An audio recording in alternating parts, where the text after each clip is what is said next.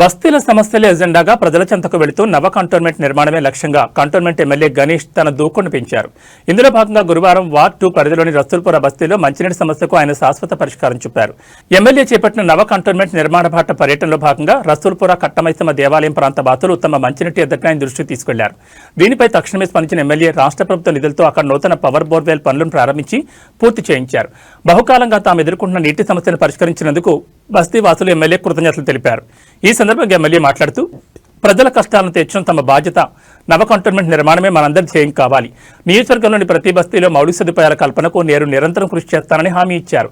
ఈ కార్యక్రమంలో cantonment chief engineer Umashankar, Rasoolpura area engineer KK Reddy, ward 2 Congress party నాయకులు, కార్యకర్తలు మరియు పెద్ద సంఖ్యలో బస్తీవాసులు పాల్గొన్నారు.